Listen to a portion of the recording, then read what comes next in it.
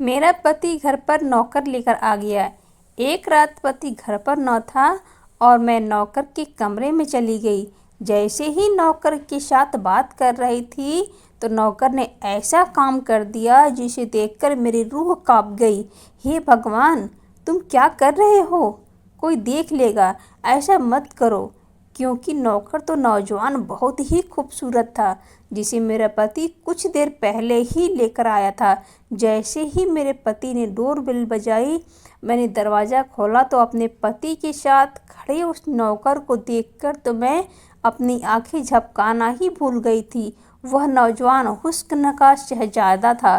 खूबसूरती से भरपूर। मैं यह तक भूल गई थी कि उसके बराबर में मेरा बेहुदा पति भी खड़ा है। मेरे पति ने मुझे बाजू से हिलाया तो मैं चौंक के कहने लगी, क्या हुआ? मेरे पति ने कहा, पीछे हटो, समर को अंदर आने दो। वह नौजवान 22-23 साल का था। मैं पीछे हट गई। मेरा पति उसे अंदर लेकर आया। मैं हैरान थी कि मेरे पति ने इसे क्यों अपने साथ लेकर आए थे। मुझे बिना दुपट्टे के देखकर बड़ी तेज नज़रों से मेरे पति मुझे देखा था। मैं घर पर अकेली रहती थी और मेरे घर पर मेरे पति के अलावा कोई भी नहीं रहता था, इसलिए मैं दुपट्टा नहीं ओढ़ती थी। लेकिन जब उसकी नज़र मेरी नज़रों ने मुझे एहसास दिलाया कि आज उसके साथ एक नौजवान लड़का भी है, तो मैंने फ़ौरन ही कुर्सी पर रखा हुआ दुपट्टा खुद पर ओढ़ दिया था। उस नौजवान की एक नज़र भी उठकर मेरी तरफ नहीं देखा था। जब से आया था नज़र झुकाए खड़ा था। मैंने अपने पति से पूछा कि यह कौन है। वह कहने लगे, यह बेसहारा नौजवान है लेकिन है शरीफ, इसलिए मैंने इसे घर में नौकरी के लिए रख लिया है। यह घर के छोटे मोटे काम तुम्हारे साथ करवा दिया करेगा। हालांकि यह बात सुनकर मुझे बुरा लगना चाहिए। मेरा पति घर पर बिना मेरे इजाज़त के घर में किसी और को रहने के लिए जगह दे दिया था, वह भी घर के कामकाज करवाने के लिए। मुझे बुरा नहीं लग रहा था। अंदर ही अंदर न जाने क्यों मैं अपने पति के इस फैसले से बड़ी खुश थी। मैंने कहा, यह तो आपने बहुत अच्छा किया, क्योंकि मुझे घर के काम करने में बहुत मुश्किल आ रही थी और फिर अब बाज़ार से सामान लाना होता है तो मैं तो थक जाती हूँ। वह कहने लगा, हाँ, इसीलिए तो रखा है ताकि तुम्हें बाहर न जाना पड़े, तो तुम बाहर के सारे काम इसे करवा सकती हो और घर के भी छोटे मोटे काम भी यह कर दिया करेगा। हमारा घर बहुत बड़ा तो नहीं था कि नौकरों के लिए कोई क्वार्टर होता, इसलिए मेरे पति ने घर का स्टोर रूम इस लड़के के लिए खाली कर दिया। मेरे पति ने वहीं पर एक चारपाई डाल दी और एक पंखा भी लगा दिया। फिर मेरे पति ने एक प्लेट में खाना डाला, वह भी उसे स्टोर रूम में दे दिया। मुझे कहने लगा कि जब कोई काम ना हो तो इसे घर में ज़्यादा घूमने फिरने मत देना, इसे कहना कि स्टोर रूम में ही रहा करे। मैंने कहा, ठीक है। ना जाने मेरे अंदर एक अजीब नीयत ने जन्म ले लिया थी। मुझे पूरी रात नींद नहीं आई थी। आंखें बंद करती तो उस नौजवान का चेहरा मेरी आंखों के सामने आने लग जाता, लेकिन मेरा दिल यह चाह रहा था कि जल्दी से सुबह हो जाए और फिर मेरा पति अपने काम पर चला जाए। मैं इस नौकर को जी भर के देखूं, जिसकी एक झलक ने मुझे दीवाना करके रख दिया था। इतना सुंदरता तो मैं आज तक किसी लड़के के चेहरे पर नहीं देखा था जितना इस नौकर के चेहरे पर था। मुझे बस हैरत यह थी कि कैसा अजीब लड़का था जिसने एक बार भी मेरी तरफ आँख उठाकर नहीं देखा था। अगले दिन सुबह मैं जल्दी उठ गई। मैं किचन में नाश्ता बना रही थी कि जब मेरे पति ने स्टोर रूम के दरवाजे पर दस्तक दी, वह नौकर बाहर आ गया। मेरे पति ने कहा कि घर का सामान ले आओ और अपने मालकिन के साथ ज़रूरी काम करवा लो, फिर मैं तुम्हें दुकान ले जाऊंगा। यह सुना था कि मैं परेशान हो गई। मेरा पति उसे दुकान क्यों लेकर जा रहा था? वह तो उसे घर के लिए लाया था। मैं आमलेट रखा और गैस बंद करके बाहर आ गई। मैंने कहा कि आप इसे कहाँ ले जा रहे हो? इसे तो आपने घर के कामकाज के लिए रखा है ना। मेरी बात सुनकर मेरा पति पहले तो मुझे घूरकर देखने लगा, फिर कहने लगा कि पूरा दिन यहाँ क्या करेगा? अभी 1 घंटा है, तुमने जो काम करवाना है तुम करवा लो। मैं उसे अपने साथ दुकान ले जाऊंगा और फिर रात को यह मेरे साथ घर आएगा। तुम्हारे साथ जो काम होगा वह करवा दिया करेगा। मैं उदास रह गई थी। मैंने नाश्ता बेदिल से बनाया। वह नौजवान किचन में आ गया। कहने लगा, दीदी कोई काम है तो बता दीजिए। मैं पलटकर उसकी तरफ देखा। वह अभी नज़र झुकाए हुए बात कर रहा था। उसने दीदी कहा, पर तो मेरे तन बदन में आग लग गई थी। ठीक है कि मैं उससे कुछ साल बड़ी थी, लेकिन दीदी तो बिल्कुल नहीं थी। मैंने कहा, देखो मेरा नाम सनम है, मुझे सनम कहा करो। मैं इतनी बड़ी भी नहीं हूँ कि तुम मुझे दीदी बोलो। मैं बड़े गुस्से से उसे यह कहा था। फिर मैं गुस्से से बर्तन सींक में रखकर और उसे कहा कि बर्तन धोकर यह किचन साफ सफाई कर कर फिर जाना। यह कहकर मैं बाहर आ गई। मेरा पति तैयार हो रहा था। तैयार होकर जब तक वह नाश्ता करके निकला तो वह नौजवान भी किचन की साफ सफाई कर चुका था। बाजार से सामान भी ले आया था। कुछ देर में उसे घर के कामों से उलझा के रखा गया कि लेकिन न जाने क्यों आज मेरा दिल चाह रहा था अपने आप को सजाऊं। सुंदर औरतों में मेरी कितनी गिनती होती थी। मेरी उम्र 30 साल की लगभग थी, लेकिन मैं बेहद खूबसूरत थी। देखने वाले मुझे शादीशुदा भी नहीं समझते थे। जब मैं अपने पति के साथ कहीं जाती तो सभी मुझे हैरत से भरी नज़रों से देखते थे, क्योंकि मेरा पति देखने में जरा भी खूबसूरत नहीं था। पेट निकला हुआ था, कद भी छोटा था और नैन नक्श भी कुछ खास नहीं थे, और मैं एक हसीन औरत थी। इसलिए अपनी नौकर के हुस्न को देखकर मेरी दबी हुई ख्वाहिश है मेरे अंदर भड़क उठी थी। जैसे ही रात को मेरा पति घर पर दाखिल हुआ, मुझे देखकर वह हैरान हुआ था, लेकिन मेरी नज़रें तो उस पर ही टिकी हुई थी। पूरा दिन मैं जाने कैसे काटा था, लेकिन मैंने वह लड़का अभी तक अजीब था। एक नज़र उसने मुझ पर डालकर नहीं देखी, और यह बात मुझे अंदर से और भी उलझा गई थी। बल्कि मेरा पति मुझे देखकर बड़ा खुश था। खाना खाने के बाद कहने लगा कि आओ सनम, तुम्हें लॉन्ग ड्राइव पर ले जाता हूँ, तुम बहुत अच्छी लग रही हो। लेकिन मैं उसके लिए सजी थी कि जिसके लिए मैंने यह सब तैयारी की थी। उसने तो एक बार आँख नहीं मुझे देखा था। मैं चाहती थी कि वह मुझे देखे और देखकर अपने होश खो दे, क्योंकि मैं भी हुस्न से कम नहीं थी। लेकिन वह सीधा साधा स्टोर रूम में चला गया। अपने पति से कहा कि मेरे सर में दर्द है, मुझे कहीं नहीं जाना है। यह कहकर मैं अपने कमरे में चली गई और बड़ी जल्दी से मैं चूड़ियाँ उतारकर सामने ड्रेसिंग टेबल पर रख दी। अपनी ज्वेलरी उतारकर बालों को जूड़ा बनाकर बालों को क्लेचर लगा लिया और कपड़े भी बदल लिए, मुंह भी धो लिया। अब मैं सोचने लगी कि किस तरह से इस नौकर को अपने पास खींचूं। मेरे दिमाग में बस एक ही तकरीब चल रही थी। अपने पति को उठने से पहले मैं छत पर चली गई, धुले हुए कपड़े उतारे और जानबूझकर अपना पाँव मोड़ लिया, और मैं अपना बैलेंस बना नहीं पाई और दमादम सीढ़ियों से गिर गई। मेरे पैर पर अच्छी खासी मोच आ गई थी, घुटना अलग हो गया था। मैं रोने चिल्लाने लगी। मेरा पति और नौकर दोनों ही अपने कमरे से निकलकर बाहर आ गए। मुझे मेरे पति ने जब छत की सीढ़ियों के नीचे देखा तो कहने लगा, क्या हुआ? मैंने कहा कि मेरा पाँव टूट गया। जब वह मुझे खड़ा करने लगा तो मेरी तो चीखें निकलने लगी। मैं सचमुच में अपने पैर की हड्डी तोड़ चुकी थी। मेरा पति मुझे सहारा देते हुए गाड़ी में बिठाकर अस्पताल ले गया। डॉक्टर ने बताया कि मेरे पाँव की हड्डी टूट चुकी है। मेरे पैर पर प्लास्टर बांध दिया गया और मैं बेड पर आकर लेट गई। मेरा पति बेहद परेशान था। कहने लगा कि अब मैं काम पर कैसे जाऊं? ऐसा करता हूं, इस लड़की को भेज देता हूं। फिर कहने लगा कि इससे तो अभी दुकान पर गए हुए दिन ही कितने हुए हैं, इसे तो दुकानदारी का पता भी नहीं है। मैंने कहा कि आप अपनी दुकान पर जो इस लड़के को यहाँ छोड़ जाओ, मुझे किसी चीज़ की ज़रूरत होगी तो मैं इसे कह दूँगी। मेरा पति भी बात मान गया, वे काम पर चला गया और मैं बेहद खुश थी कि हालांकि मेरा पाँव से दर्द की बहुत ही मेरा घुटना हिलने से इनकार कर रहा था, लेकिन मेरा दिल बड़ा ही बेफिक्र था। पति के जाते ही मैं इस नौकर को पुकारा और साथ में ही अपना दुपट्टा उतारकर सामने सोफे पर फेंक दिया। जैसे ही वह मेरे कमरे में दाखिल हुआ, नज़रें झुकाए कहने लगा, जी कहिए। यह चाहती थी कि वह मुझे देखे। मैंने उसे कहा कि इधर आओ। वह मेरे पास आ गया, कहने लगा, क्या चाहिए आपको? वैसे मैंने खाना बना दिया है, मुझे खाना पकाना आता है, किचन और घर की साफ सफाई भी कर दी है। मैंने उससे कहा कि इधर बैठो। यह सुनकर उसकी नज़र मुझ पर पड़ी थी कि लेकिन उसने फ़ौरन ही अपनी नज़रें फेर ली थी और 3-4 कदम पीछे हट गया। कहने लगा, अगर आपको किसी चीज़ की ज़रूरत है तो मुझे बता दे।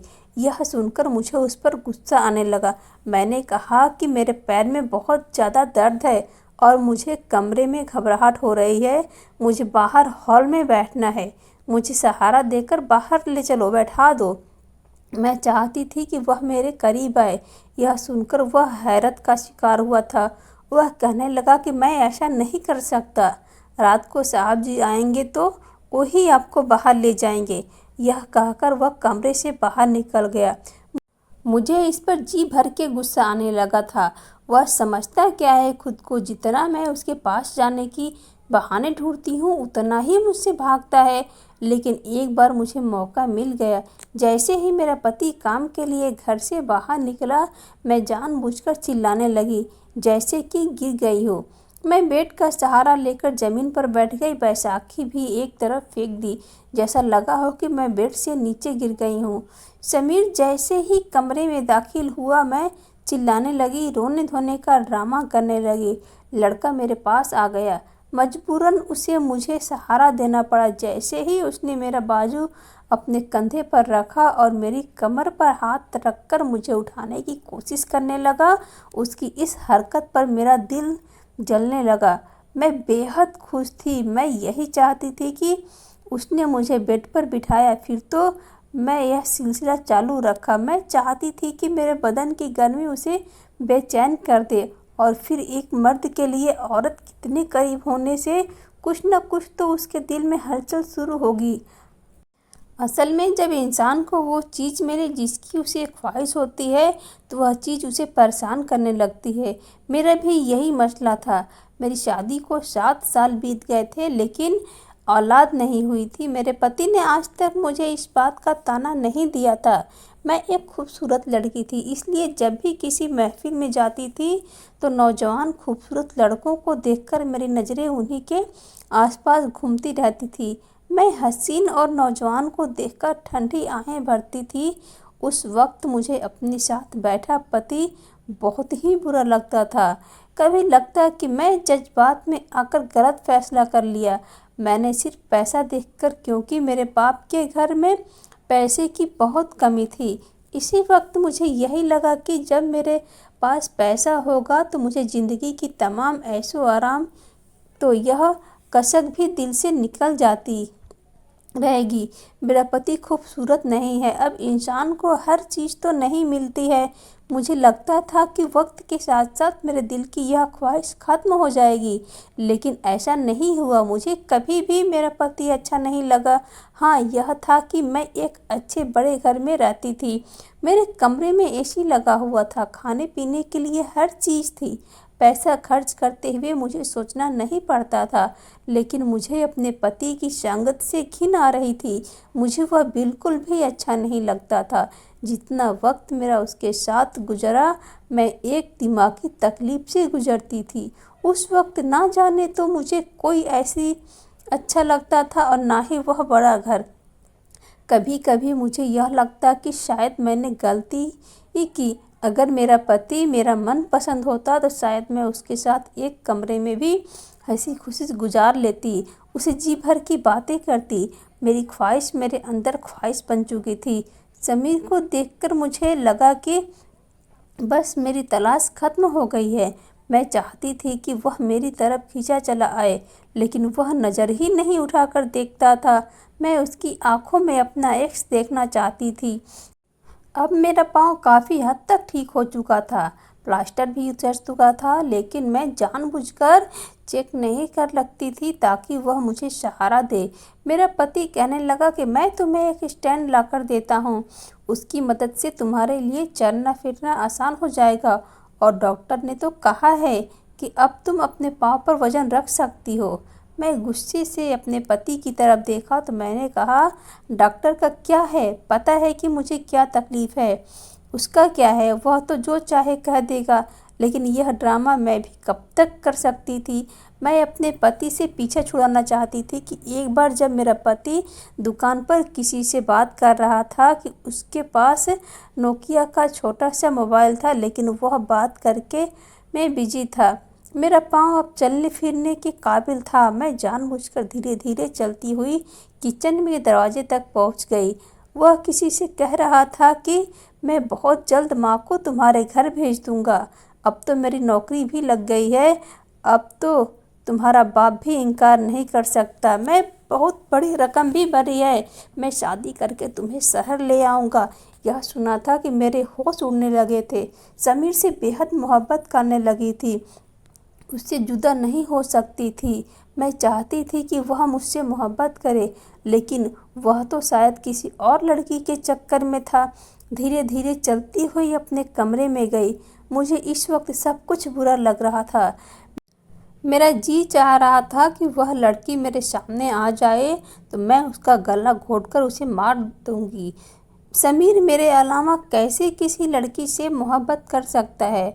मैं आईने के सामने अपने आप को देखने लगी।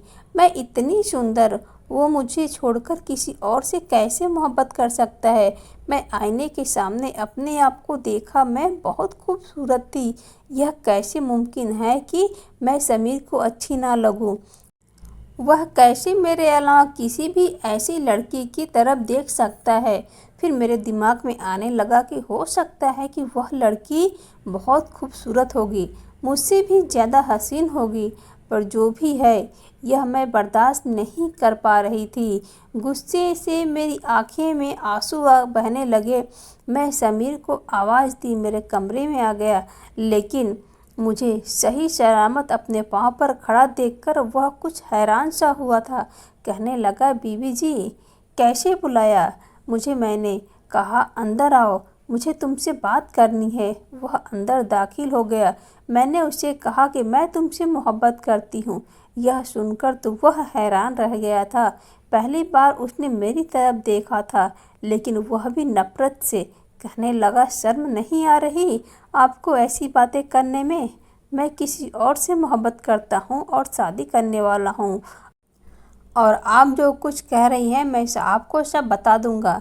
मैंने कहा, शादी तो करने नहीं दूंगी, और अगर तुमने कोशिश भी की, अगर तुम मेरे पति को मेरे बारे में कुछ भी बताओगे तो तुम सोच भी नहीं सकते कि मैं तुम्हारे साथ क्या कर सकती हूँ। मैं जुनूनी हो चुकी थी। मैं दीवानों की तरह चिल्लाकर उसे कह रही थी कि यह सुनकर वह फौरन से कमरे से बाहर निकल गया। अगले दिन जो कुछ भी उसने कहा था, मैं तो होश खो बैठी थी। वह मेरे पति से कहने लगा, मैं आपकी नौकरी नहीं कर सकता। मेरे पति ने कहा कि क्यों नहीं कर सकते? क्या तुम बोल रहे हो कि तुमने मेरे साथ 2 साल का कॉन्ट्रैक्ट किया है? मेरा पति कहने लगा कि उस दिन तुम रो रहे थे, हाथ जोड़ रहे थे कि मैं तुम्हें नौकरी दे दूं, और अभी तुम्हें नौकरी करते हुए 2 महीने गुजरे नहीं। वह कहने लगा कि मैं आपको वजह नहीं बता सकता। मेरे पति ने उससे कहा कि ठीक है, जो पैसे तुमने एडवांस दिए थे लौटा दो, मुझे वह वापस कर दो। पूरे 5 लाख की रकम है, तुम्हें यूं ही नहीं दी थी। तुम 2 महीने में खुद नौकरी छोड़ो। मैं तुम्हें घर पर इसलिए रखा था क्योंकि तुम एक शरीफ लड़के थे। तुम्हारे होते हुए मुझे फिक्र करने की ज़रूरत नहीं थी कि मेरी बीवी सुरक्षित नहीं है। मुझे इतना भरोसा है तुम पर, बस इसी वजह से मैं तुम्हें रखा था। और वैसे भी मैं कल शहर से बाहर जा रहा हूँ, 3 दिन बाद वापस लौटूंगा, इसलिए 3 दिन तक मैं तुम्हें कोई छुट्टी नहीं दे सकता। वापस आकर तुम चले जाना, और मेरी रकम मुझे वापस हर हाल में चाहिए। मेरे पति 3 दिन के लिए कहीं जा रहे थे। यह सुनकर तो मैं बहुत खुश थी। उन 3 दिनों में मैं समीर को अपनी हर ख्वाहिश पूरी करवा सकती थी। समीर यह सुनकर बहुत परेशान हुआ था। अगले ही दिन मैंने अपने पति का बैग तैयार कर दिया। वह कहने लगा, इसका ज़रा ध्यान रखना, कहीं भागने की कोशिश ना करे। पूरे 5 लाख का एडवांस ले चुका है। इस शख्स की ज़रूरत थी। इसका चाचा, इसके कर्जन इसकी शादी किसी और से कर देता। 5 लाख देकर ही उसने अपने रिश्ता करवा कर पक्का किया है। मुझे अब समझ आ गया था कि क्यों यहाँ काम कर रहा था। मेरा पति चला गया, समीर भी दुकान पर चला गया। वह रात को लौटा तो उस वक्त मैं अपने हुस्न के साथ उसके सामने खड़ी थी। मुझे देखकर उसने अपनी नज़रें बदल ली। मैं खूब तैयार हुई थी। वह सीधा स्टोर रूम में चला गया और अंदर से दरवाज़ा बंद कर दिया। यह देखकर मुझे उस पर गुस्सा आने लगा। मैंने कहा, दरवाज़ा खोलो। कहने लगा, आप यहाँ से जा सकते हैं। मैं दरवाज़ा नहीं खोलूँगा। मैं हॉल में ही काफ़ी देर तक उसका इंतज़ार करती रही, फिर थक हार कर अपने कमरे में आ गई। मुझे उस पर बहुत गुस्सा आ रहा था। उसी रात के 3 बजे मेरे दिमाग में ख्याल आया कि स्टोर रूम की चाबी तो मेरे पास ही है। मैंने दरवाजे को स्टोर रूम की चाबी निकाली और अपनी आहिस्ता से स्टोर रूम को खोला। सामने चारपाई पर समीर मुंह पर चादर लिए हुए सो रहा था। मैंने धीरे से स्टोर रूम का दरवाज़ा बंद किया और उसके चारपाई पर जाकर लेट गई। कमरे में गुप्त अंधेरा था। जैसे ही मैं उसके गले लगी, मेरे कानों ने जो आवाज़ सुनी, मेरे होश उड़ने के लिए काफ़ी था। वह तो मेरे पति की आवाज़ थी। मैं एकदम उठकर बैठ गई। एक टॉर्च की लाइट थी जो मेरे मुंह पर पड़ी थी। उसकी रोशनी से मैं चारपाई पर लेटी हुई शख्स को भी देख चुकी थी। वह मेरा पति था। यह देखकर मैं होश उड़ गए। वह कहने लगा, तुम्हारी हर बात मुझे समीर बता चुका था और मैं झूठ बोला था कि मैं दूसरे शहर जा रहा हूँ। मैं तुम्हारी असलियत देखना चाहता था। मैं रोने लगी। मेरी सारी सच्चाई मेरे पति के सामने आ चुकी थी। उसने मुझे तलाक दे दिया और कहने लगा कि सुबह अपने घर वापस चले जाना, क्योंकि मैं बदसूरत औरत के साथ ज़िंदगी गुजार सकता हूँ लेकिन बेवफा औरत के साथ नहीं।